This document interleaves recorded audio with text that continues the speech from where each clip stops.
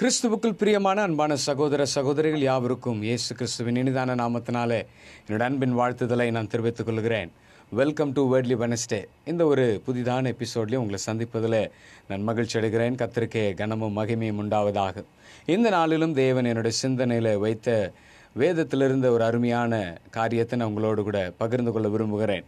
அது என்னுடைய வாழ்க்கையில் பிரயோஜனப்பட்டிருக்கிறது. கடந்த நாட்களில் ஒரு சின்ன டிஸ்கஷன் எங்கள் குடும்பத்தில் நடக்கும்பொழுது இந்த தாட் எனக்குள்ளே வந்தது. அது உங்களுக்கு நிச்சயமாக பிரயோஜனப்படும்னு நான் நம்புகிறேன்.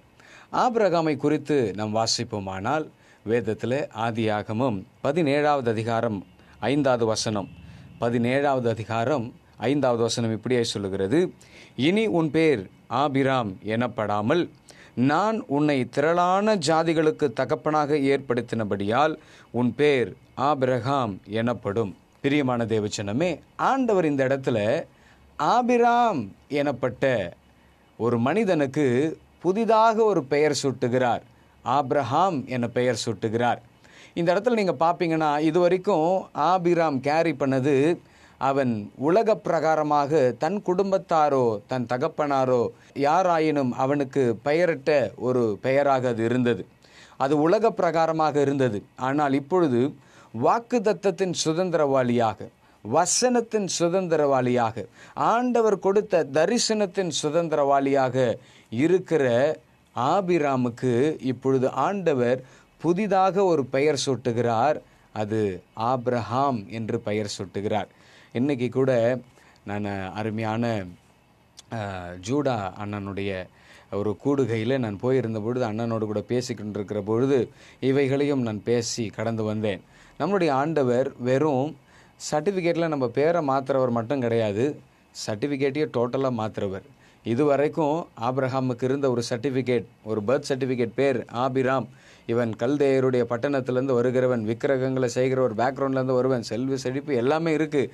ஆனால் வசனம் இல்லை, வாழ்க்கையில் வாக்குத்தத்தம் இல்லை, தரிசனம் இல்லை. ஆனால் இப்பொழுது 99வது வயதில் ஆண்டவர் சொல்கிறாரு, ஆபிராமே நீ எனக்கு முன்பாக நடந்து கொண்டு உத்தமனாரு, நான் சர்வ வல்லமுள்ள தேவன். இப்பொழுது அவனுக்கு ஒரு ஐடென்டிட்டி கிடைக்குது. என்ன? அவன் ஆராதிக்கிறவர், அவன் சேவிக்கிறவர், சர்வ வல்லமுள்ள தேவன்.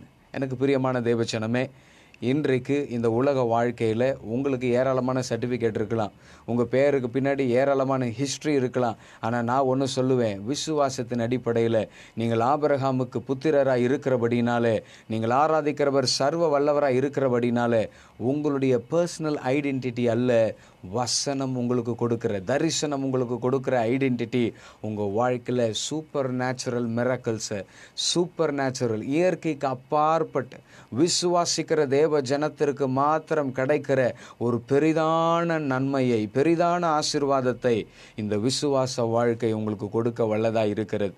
இந்த மாம்சமான வாழ்க்கை சில வேளைகளில் நம்மளை ஆபிராமாகவே வைத்திருக்கும், புலம்ப வைக்கும், ஓட வைக்கும், அழ வைக்கும், மனைவிக்கிட்டே என்னை சகோதரன்னு சொல்ல வைக்கும், பயம் இருக்கும், கலக்கம் இருக்கும்.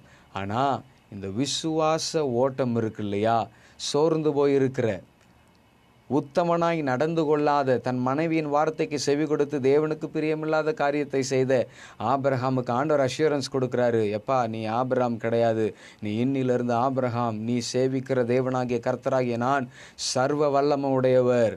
இன்றைக்கி நம்மளுக்கு முன்பாக நிறைய இம்பாசிபிலிட்டிஸ் இருக்கலாம்.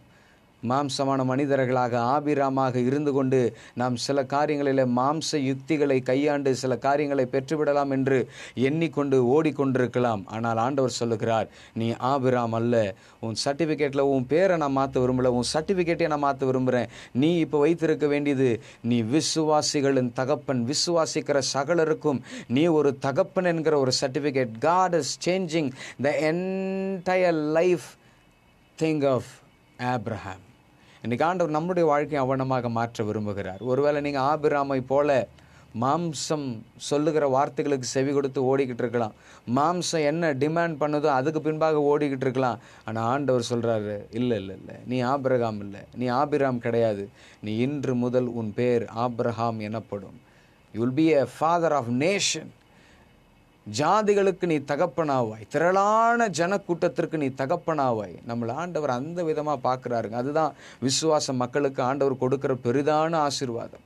நம்மை ஆண்டவர் பலருக்கு ஆசீர்வாதமாக வைக்கிறார். ஆனால் நம்முடைய ஆசீர்வாதங்களுக்காகவே நாம் போராடி கொண்டிருக்கிறவர்களாக அல்ல. இதுவரைக்கும் ஆபிராம் எனப்பட்ட கல்தேயர் பட்டணத்திலிருந்து வந்து பரதேசியை போல சுற்றி கொண்டிருந்தவனுக்கு விசுவாச வார்த்தைகள் கிடைத்தாலும் இன்னும் அவன் ஓடிக்கிட்டே தான் இருக்கிறான். He's been toiling after his own visions, he's been toiling after his own life.